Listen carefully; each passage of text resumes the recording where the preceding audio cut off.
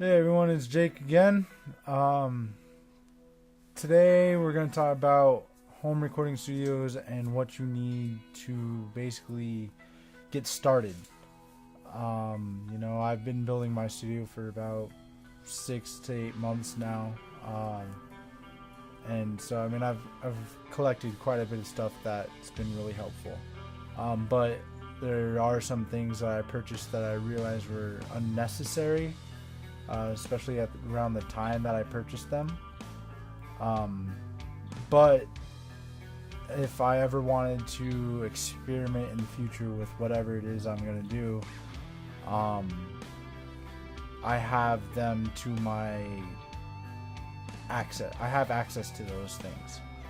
One of the things I can think of off the top of my head is my MPK Mini. It's a MIDI controller that I haven't used in any recordings yet, but you never know. One day you might just be messing around with it and something pops up in your head and you go, oh, that sounds really good, we should put that on something. So you never know. There are some necessities that you need to have when you're having a home recording studio.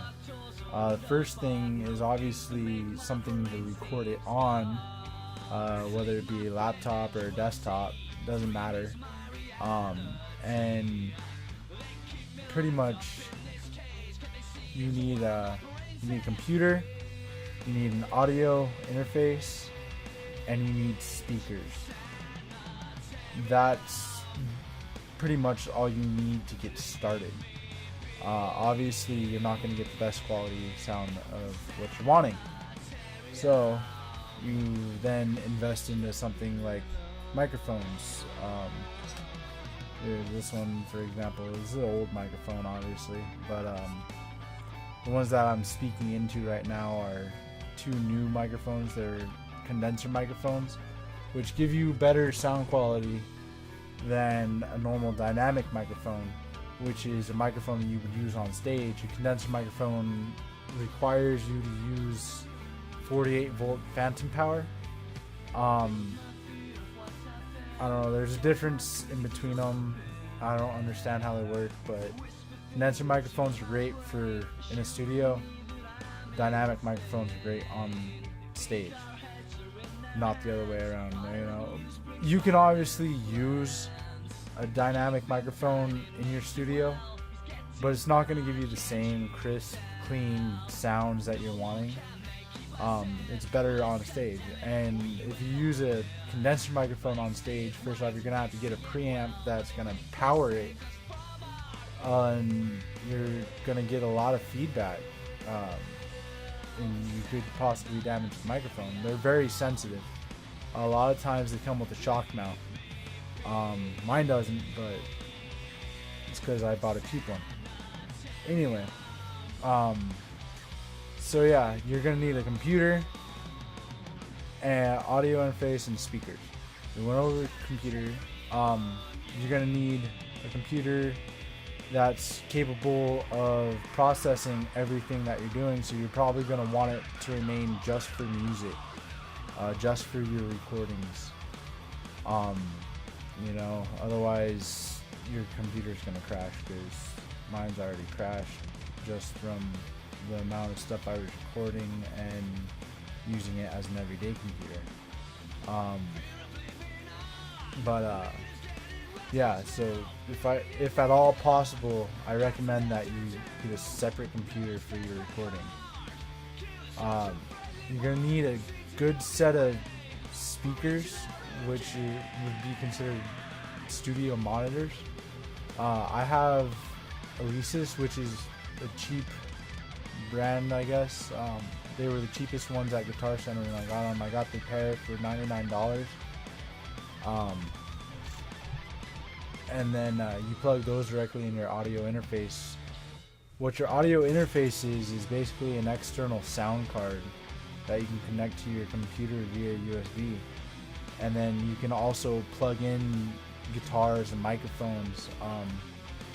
And I don't know, shop around for these things, find the cheapest things at all possible. That way you can get, I'm not necessarily saying you're going to get more for your dollar, but you can definitely get good quality stuff for cheaper. You know, it's not a thing that you have to go spend thousands and thousands of dollars on. You know, it's not something that you have to buy everything all at once. Like I said, I've been building the studio for between 6 and 8 months now. It's working great. Just you go out and you buy one thing at a time, and then something comes up, you go get something else. But start off with computer, audio interface, speakers. And if you can't afford speakers, get a good set of closed-in headphones. That way, not only can you record into whatever it is you're recording with, a microphone, for example, but you can hear yourself when you're recording, and then you can obviously use it for listening to whatever it is you want to listen to. Oh, another thing I didn't mention, you need a digital audio workspace, I think is what it stands for. It's a DAW, which basically is the program that you record on. I use a program called Studio One, which came with my interface. I have a AudioBox 22VL, VSL, I'm sorry. But you know, that's what I mean by shop around, is the interface came with the DAW. You know, a lot of times they're really expensive, but I paid $150 brand new at Guitar Center for an interface, and it came with the brand new DAW. Let me show you real fast. Take your time. This is the box it came in. Studio One, Audio Box 22 VSL.